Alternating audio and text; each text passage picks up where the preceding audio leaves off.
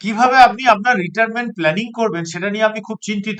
আমি এখানে আপনাকে দেখিয়ে দিচ্ছি কোন কোন ভেরিয়েবল গুলো বা কোন কোন পয়েন্ট গুলোকে রিটায়ারমেন্ট প্ল্যানিং করার জন্য কনসিডার করা দরকার। আজকে যে যুগটাতে আপনি রয়েছেন এই যুগটাতে রিটায়ারমেন্ট কিন্তু কোনো এজ নয়। রিটায়ারমেন্ট হলো একটা সার্টেন জিনিস।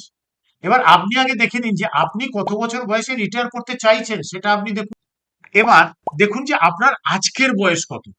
তারপর আপনি দেখুন যে আপনার স্পাউসের এজ কত, আপনার উপর ডিপেন্ডেন্ট কতজন আছে, আপনার কারেন্ট মান্থলি এক্সপেন্ডিচার কত, আপনার রিস্ক নেবার ক্ষমতা কতটা সেটাকেও মেজার করা যায়। আপনার লায়াবিলিটি লোন ইত্যাদি কি আছে বা রিটায়ারমেন্টের পরে সেরকম কি কিছু থাকবে, আপনার কোনো হেলথ ইন্স্যুরেন্স করা আছে কিনা, তার কভারেজ কত, কোনো এমার্জেন্সি বা কন্টিনজেন্সি সাফিসিয়েন্ট ফান্ড রাখা আছে কিনা, আপনার রিটায়ারমেন্টের জন্য প্রিভিয়াস আগে থেকে কোনো ইনভেস্টমেন্ট চলছে কি, আপনার বাকি যে ফাইন্যান্সিয়াল গোলগুলো রয়েছে সেগুলো কি গোল ওরিয়েন্টেড ওয়েতে ইনভেস্ট করা রয়েছে না হেয়ার অ্যান্ড দেয়ার করা রয়েছে। তো একটা কথায় বলা যেতে পারে আমাদের কোনো মানুষেরই ইনকাম চিরকাল থাকবে না, একদিন ইনকাম শেষ হবে।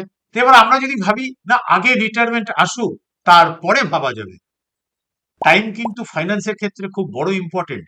বিগত 20 বছরে আমরা দেখেছি প্রচুর মানুষ আছেন যারা করবো বলে ভেবেছেন, ভেবে পরে খুব অসুবিধায় পড়েছেন। আবার প্রচুর মানুষ আছে যারা আগে থেকে সাবধান হয়ে গেছে।